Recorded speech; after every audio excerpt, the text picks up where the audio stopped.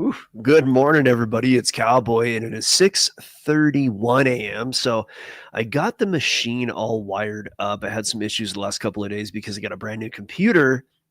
And of course, whenever you get a new machine and you got to just move everything, and it's just a nightmare. But it's done now. So that's great. Let's jump into the charts. Looking at Ripple right now, massive pump, and it's holding up. A lot of news around it. To be fair, historically with Ripple, when you hear good stuff, it's time to think about selling it, and that's how most things are. When you got Brad Garlinghouse on 60 Minutes or whatever show, or when you see a lot of hype for the public with crypto, it's usually time to sell it. Is that how it is right now? It's actually a really good question. I would say I don't know because it's holding up right now. As the charts show it, it's not selling off just yet. Now it could. We could easily have seen the top right at about $2.89. Very possible that was the top, and that'll be it. But what's interesting is if you go back through time and you look at the prior peaks, let's go to a different XRP chart. Let's use this one. You'll notice that we have surpassed the 2021 peak, and I know I've got a lot of Algo Factory members. Some are all about XRP, others think it's trash, and I've actually held a lot of XRP in the past, but I just got tired of watching my money do nothing. Well, typically you'll notice XRP does nothing and then just pumps up really hard and then sells off. And a lot of altcoins, if you look at this chart, let me go ahead and make this easier to see so my head is not in the way. If you look at this chart, you go back here, the peak in 2018 was above $3. Is at $3.30. The peak in 2021 was much smaller. It was about $2. It was in fact 198. Couldn't get past that.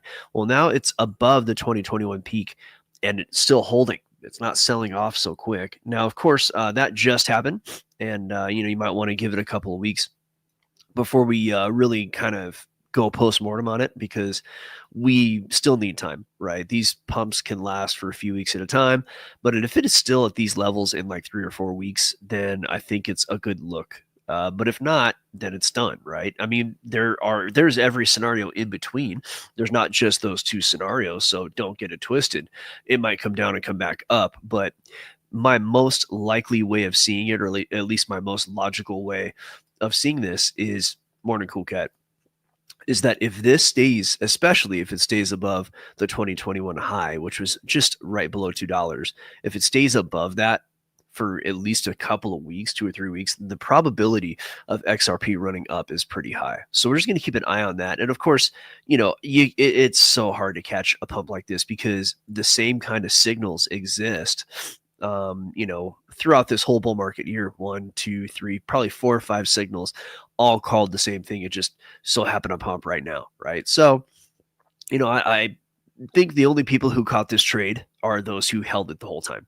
I doubt there's anybody that was like long and then they won, because XRP doesn't do jack. It just rotates between 30 cents and maybe 70 cents. It just kind of goes back and forth, just bottom crawls for years at a time. So that's that. But a big pump. I mean, it's holding up. And I can tell you. What does this say here? Coob doesn't want to. And under normal circumstances, I would agree with Coob.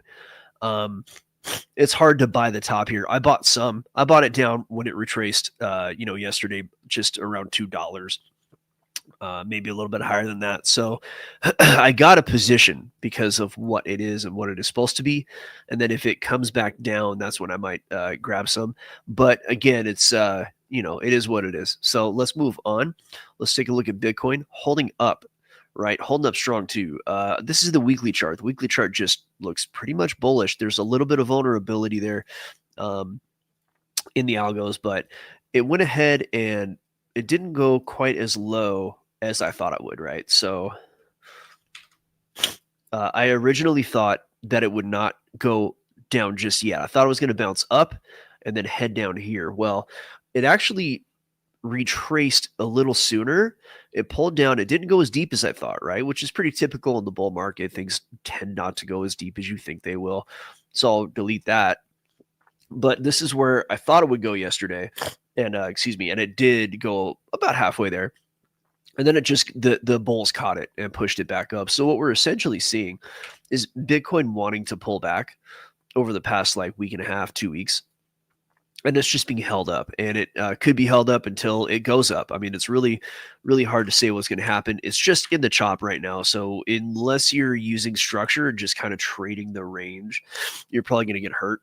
So let's take a look at a different chart without all my marks on it. And Bitcoin is developing a bit of a range, and you can see that there's a support here, roughly 93.8, 94, right? And so if price heads down to 94, there's a decent chance it's going to pop back up. Ideally, you have some methodology, some algos, some candle theory, whatever it is, to tell you like, okay, it's probably going to pop up, so I'm going to go long. So it seems to be developing a range right in this area. Give me just a moment, folks.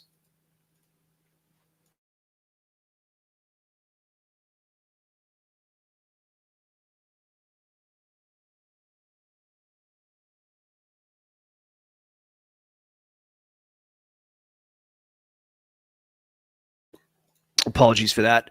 Just you know how it is, man. Kids get sick, you get sick. It is what it is.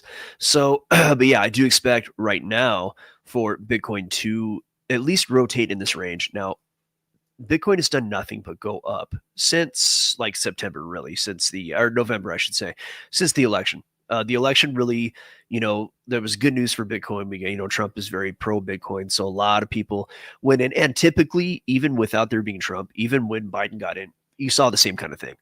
Post election, a lot of uncertainty is out of the market. That's my guess as to why people just fled in.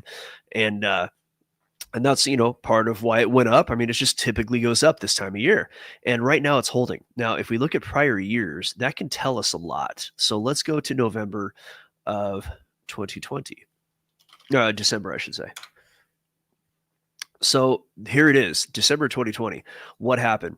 You had a move up in November, just like we did this last election, right? So this is the November the 5th.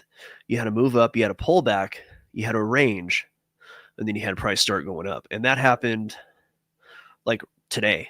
Let me see, today's the 12th. So this is the 12th right here. I'm not saying it's going to happen like this. And by the way, there are some differences in the 2020 move versus the 2024 that have me thinking we might see a bit more of a retracement. It might head down a bit, but to look at 2020, we had a move up, a slight move down, and then a range, and then a pop up, right? Let's see what happened in 2016. Now we're going back in time here. And when you go back in time, you have to understand the market was different. There wasn't quite as much institutional money in there. And that is one of the key differences. And if this particular chart doesn't go back that far, let's look at maybe Coinbase. And then we'll look at 2016. Okay, so if you look at November, right, the 5th, the election, it's like right about there. And then you had price right either, if it's always on the 5th, I guess. I think it is. I don't know. I should know these things. I wasn't voting back then. I think I was. Whatever.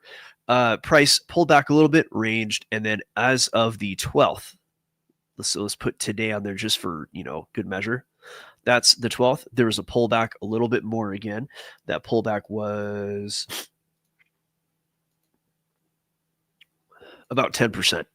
So that would be like going from, 190, which is essentially what we've seen, right? If we move in the prior cycles, I don't really look at because the market was so different in the beginning.